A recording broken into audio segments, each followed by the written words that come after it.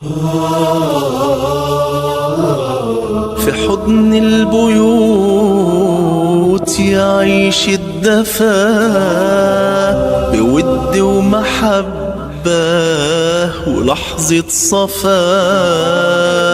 ونقفل بيبان في وش الشيطان بكلمة حنان وفيها الشفاء. وياما بيوت كخيط عنكبوت بتنهار وتغرق في بحر السكوت، بيوت من إزاز بفرش وجهاز، لكن من القلوب الإيمان اختفى. تعالوا نزور بيت الرسول ونسعد بنور نبي الوفاء، نفوق من الكابوس وناخد دروس ترقي النفوس مع المصطفى. مع المصطفى. السلام عليكم ورحمة الله وبركاته.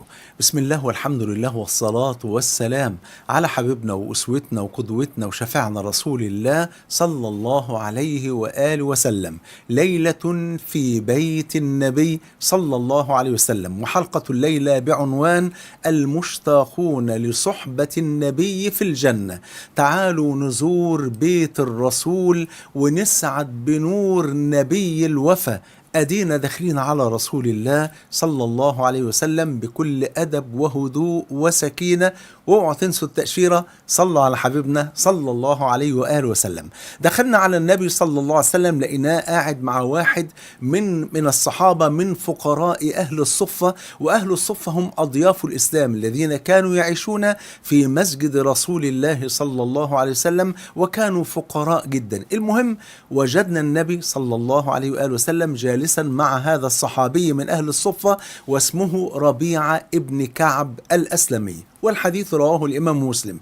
ربيعة كان بيجهز مية الوضوء للنبي صلى الله عليه وسلم في الصلوات الخمس. حضراتكم عارفين طبعا ان مية الوضوء دي كانت بتيجي من اماكن بعيدة، اما ان يروح مثلا يجيب المية ديت من احد الابار على بعد 2-3 كيلو في الصحراء، فتخيلوا لما يروح المشوار ده كل يوم 5 مرات او على الاقل 3-4 مرات عشان يجهز المية ديت للنبي صلى الله عليه وآله وسلم. فاراد النبي ان يكافئه، والسي في بقى بتاع ربيعة بن كعب الأسلمي إن هو كان عنده 17 سنة وفقير جدا، لا عنده عيلة ولا عنده زوجة ولا أولاد ولا بيت ولا فلوس، وعايش ضيف من أضياف الإسلام من أهل الصفة اللي عايشين في مسجد الرسول صلى الله عليه وآله وسلم. فالنبي قال له بقى، عرض عليه مكافأة عظيمة جدا بفضل الله بوحي من الله إلى رسول الله صلى الله عليه وسلم. قال له سلني شيئا يا ربيعة. إيه معنى سلني شيئا يا ربيعة؟ يعني اطلب اللي انت عايزه، كل أمنياتك هتتحقق، لأن أبواب السماء الآن مفتحة، وكل اللي هتتمناه هتلاقيه إن شاء الله. كل ده بوحي من الله إلى رسول الله صلى الله عليه وسلم. ورغم الفقر الشديد اللي كان عايش فيه ربيعة بن كعب الأسلمي، لم يتردد في الإجابة أبدا ولم يفكر. ما قالوش يا رسول الله طب سيبني أفكر، طب أستخير ربنا، طب أعمل كذا، أبدا. الإجابة كانت جاهزة. سلني شيئا يا ربيعة. قال أسألك مرافقتك في الجنة يا رسول الله. فتعجب النبي صلى الله عليه وآله وسلم وقال له أو غير ذلك؟ يعني فكر كده، أنت مش محتاج حاجة. كان واحد غيره كان ممكن يقول له شقة وعروسة، عايز أعيش حياتي تمام كده. قال له أو غير ذلك؟ قال هو ذاك يا رسول الله، أنا مش عايز غير كده. فقال له صلى الله عليه وسلم فأعني على نفسك بكثرة السجود لله، فإنك لا تسجد سجدة لله إلا رفعك الله بها درجة في الجنة. الله أكبر.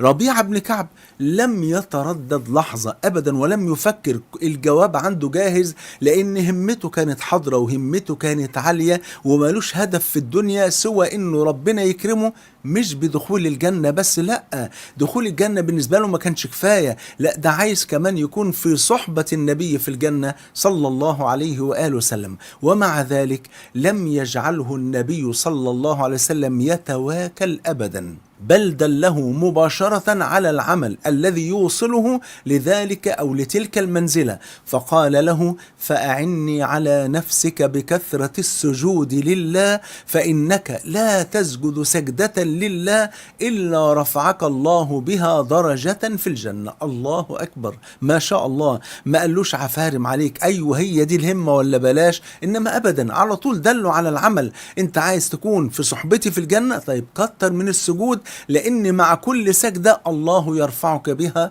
درجة في جنة الرحمن.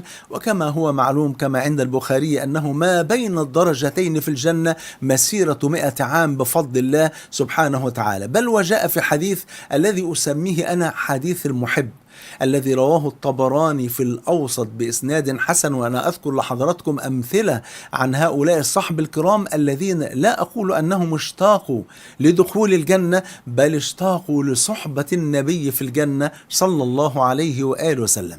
جاء أحد الصحابة فقال: يا رسول الله، والله إني لأحبك، والله إنك لأحب إلي من نفسي ومن ولدي ووالدي ومن الناس أجمعين، وإني لأكون في البيت فأذكرك، فما أصبر حتى آتي فأنظر إليك. بالله عليكم حطوا 1000 خط تحت الجملة دي، بيقول له: فما أصبر حتى آتي فأنظر إليك، يعني بيقول أنا بكون في البيت أول ما أتذكرك يا رسول الله ما بصبرش، عشان لازم أجي أشوفك على طول. الله، طب ما أنت بتصلي مع النبي الصلوات الخمس، يعني بتشوفه في اليوم على الأقل 5 مرات، واضح كده، ومع ذلك مش مكفيونه ال5 مرات، هو يتمنى أن يرى النبي في كل لحظة. بيقول له: فما أصبر حتى آتي فأنظر إليك، بس عندي مشكلة، فإذا ما تذكرت موتي وموتك يا رسول الله علمت يقينا أنك إذا مت يا رسول الله رفعت مع النبيين في الجنة، وأنا إذا مت ودخلت الجنة فإني أخشى ألا أراك. هي دي المشكلة اللي عندي،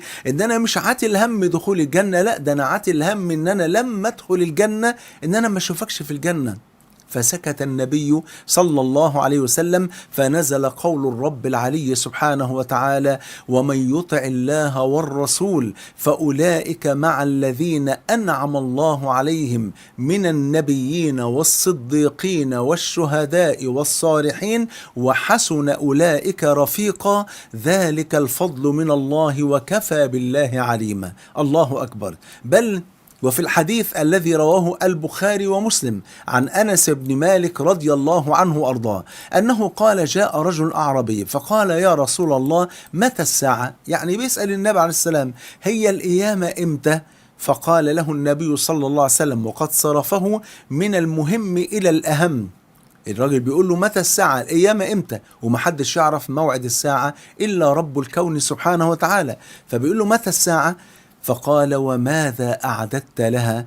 قال: ما أعددت لها كثير صلاة ولا صيام غير أني أحب الله ورسوله. مش معنى كده أنه ما كانش بيصوم ولا بيصلي، لا كان بيصوم ويصلي، لكنه كان ممكن مثلا بيصلي الفرائض والرواتب لكنه لا يكثر من النوافل. فبيقول له: ما أعددت لها كثير صلاة ولا صيام غير أني أحب الله ورسوله. فقال له صلى الله عليه وآله وسلم: أنت مع من أحببت. الله أكبر. فقال أنس بن مالك: فوالله ما فرحنا بعد الإسلام بشيء مثل فرحنا بهذا الحديث، فإني أحب رسول الله صلى الله عليه وآله وسلم، وأحب أبا بكر وعمر، وأرجو أن أحشر معهم وإن لم أعمل بمثل أعمالهم. واحنا ورب الكعبة بنحب رسول الله صلى الله عليه وسلم، ونحب أبا بكر وعمر وعثمان وعلي وكل أصحاب النبي صلى الله عليه وسلم، بل وكل الصالحين في كل زمان ومكان، ونرجو أن نحشر معهم وإن لم نعمل بمثل أعمالهم. وتأملوا معي بقى هذا الحديث العجيب الذي رواه الإمام أحمد بإسناد حسن عن عبد الله بن مسعود رضي الله عنه وأرضاه، إن في يوم من الأيام خرج النبي صلى الله عليه وسلم في الثلث الأخير من الليل من بيته، فوجد أبا بكر وعمر، فمشوا مع النبي صلى الله عليه وسلم، فمروا هم الثلاثة من أمام بيت عبد الله ابن مسعود، فسمع النبي صلى الله عليه وسلم صوت ابن مسعود وهو يصلي قيام الليل، فوقف النبي صلى الله عليه وسلم دون أن يدري ابن مسعود أن النبي واقفا أمام بيته، فقال النبي صلى الله عليه وسلم لأبي بكر وعمر: من سره أو من أحب أن يقرأ القرآن غضا طريا كما أنزل فليقرأ بقراءة ابن أم عبد اللي هو عبد الله ابن مسعود. ثم بعد أن انتهى ابن مسعود من صلاة قيام الليل جلس يدعو، فقال النبي صلى الله عليه وسلم دون أن يسمعه ابن مسعود، قال: سل تعطى، أي دعاء ستدعو به الآن فأبواب السماء مفتحة وكل الأمنيات ستتحقق الآن.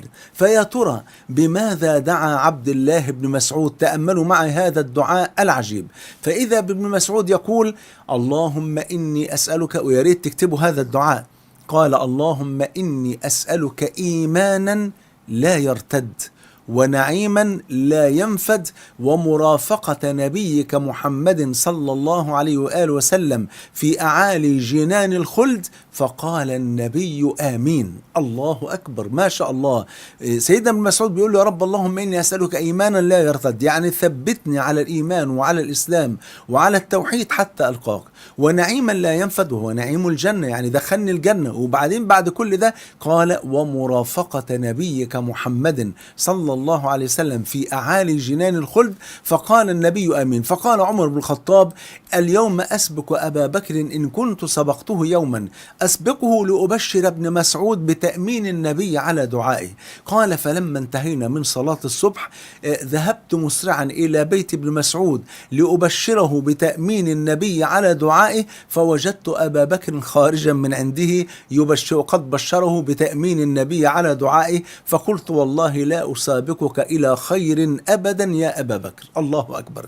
دي أمثلة بسيطة جدا عن حرص الصحابة وشوق الصحابة رضي الله عنهم وارضاهم لصحبة النبي في الجنة صلى الله عليه وسلم. فمن أراد أن يفوز، لا أقول بالجنة، بل بصحبة النبي صلى الله عليه وسلم في الجنة، فلا بد أن يسأل نفسه ويقول: ماذا قدمت لدين الله لأفوز بتلك المكانة العالية؟ عشان كده في حلقة قادمة إن شاء الله سأذكر لكم 10 أسباب تجعلنا نفوز بصحبة النبي صلى الله عليه وسلم في أعلى درجات الجنة بإذن الله سبحانه وتعالى. وما زالت الصفحة مفتوحة لنلتقي مرة أخرى مع ليلة في بيت النبي. جمعني الله وإياكم مع الحبيب المصطفى صلى الله عليه وآله وسلم في الفردوس الأعلى. بحبكم في الله، والسلام عليكم ورحمة الله وبركاته.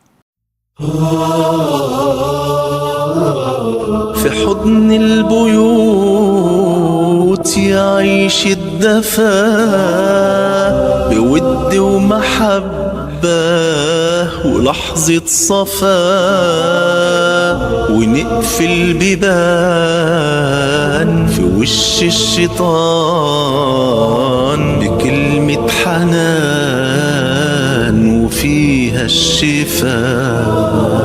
وياما بيوت كخيط عنكبوت بتنهار وتغرق في بحر السكوت،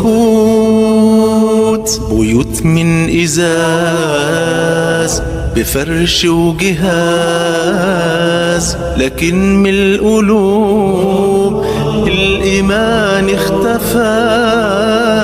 تعالوا نزور بيت الرسول ونسعد بنور نبي الوفاء، نفوق من الكابوس وناخد دروس ترقي النفوس مع المصطفى.